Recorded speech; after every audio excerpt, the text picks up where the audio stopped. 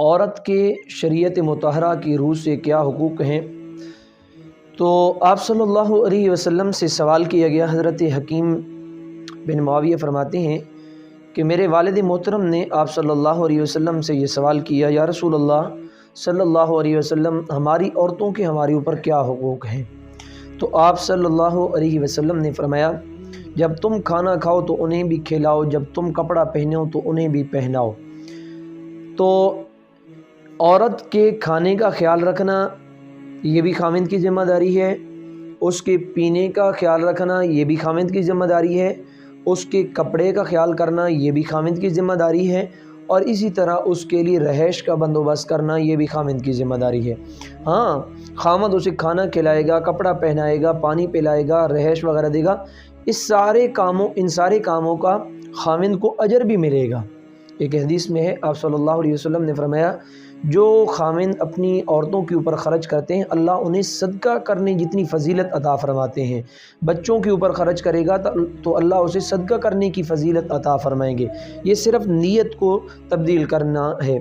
تو میرے محترم، خاوند کو چاہیے کہ عورت کے کپڑے کا، اس کے پانی پینے کا، اس کے کھانے کا، اس کے مکان کا، یہ ساری چیزوں کا خیال رکھے، اور جیسی ہی عورت اس کے بندھن میں آتی ہے، اس کے نکاح میں آتی ہے، تو اس کے حق مہر کا خیال رکھنا یہ بھی خاوند کی ذمہ داری ہے۔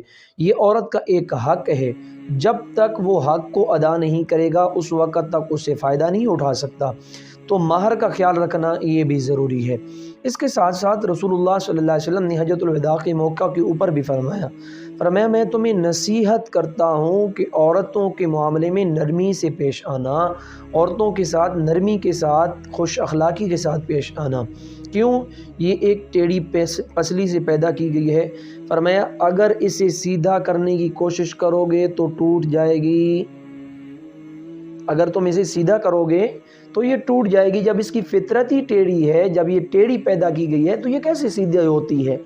لہٰذا میرے نبی نے اس بات کی طرف اشارہ کر دیا کہ اس کے ساتھ گزارا کرنا، اگر تم اسے سیدھا کرو گے تو نوبت طلاق تک جا پہنچے گی۔ اس لیے آپ صلی اللہ علیہ وسلم کی ایک اور حدیث ہے جس میں رحمت دو عالم صلی اللہ علیہ وسلم نے فرمایا تم میں سے سب سے بہترین شخص وہ ہے جس کے اخلاق عالی ہوں۔ اخلاق جس کے اعلیٰ ہیں وہ سب سے بہترین انسان ہے۔ اللہ ہم سب کو یہ صفت نصیب فرمائے۔ دوسرے نمبر پہ حضور انور صلی اللہ علیہ وسلم نے فرمایا تم میں سے سب سے بہترین شخص ہے وہ جو اپنی عورتوں کے ساتھ نرمی سے پیش آتا ہے۔ اور حضرت عائشہ فرماتی ہیں، رسول اللہ صلی اللہ علیہ وسلم نے فرمایا، میں عورتوں کے ساتھ سب سے زیادہ نرمی سے پیش آتا ہوں، تم بھی عورتوں کے ساتھ نرمی سے پیش آؤ۔ اور اسی طرح آپ صلی اللہ علیہ وسلم نے فرمایا جو انسان عورت کی ایک بات سے نفرت کرتا ہے تو ضروری نہیں ہے کہ عورت کے اندر ہر وہ بات ہوگی جو قابل نفرت ہوگی۔ نہیں، اگر ایک بات تمہیں بری لگتی ہے تو کوئی ایسی بات اور کوئی ایسی صفت بھی تو اللہ نے اس میں رکھی ہوگی جو تمہیں اچھی لگتی ہوگی۔ لہٰذا ہر بات اچھی نہیں ہو سکتی اور ہر بات بری بھی نہیں ہو سکتی۔ اس کی برائیوں کی طرف نہ دیکھیں، اس کی اچھائیوں کی طرف دیکھیں۔ اور میں کہتا ہوں کمال بھی اسی بات کا ہے، کمال بھی اسی بات کا ہے کہ انسان اس کی کچھ کمیاں ہونے کے باوجود اس کے ساتھ گزارا کر رہا ہو۔ یہ نہیں ہے کہ انسان کے مزاج میں جو آئے وہی اس میں ہے تو اس پہ خوش ہے، اگر اس میں اپنے مزاج کے خلاف کوئی چیز دیکھتا ہے تو اس پہ غصہ ہو جاتا ہے۔ نہیں، اگر مزاج کے خلاف بھی کچھ چیزیں ہیں تب کمال ہے نا کہ اس کے ساتھ رہے۔ اچھوں کے ساتھ تو ہر کوئی رہتا ہے، وقت گزار لیتا ہے، لیکن بروں کے ساتھ وقت گزارنا یہ کمال کی بات ہے۔ تو اس لیے میرے محترم، عورتوں کے ساتھ نرمی سے پیش آئیں۔ آپ دیکھیں نا، حدیث کا مطالعہ کریں، یہاں پہ رسول اللہ صلی اللہ علیہ وسلم نے جھوٹ کی ممانعت کو بیان کیا ہے۔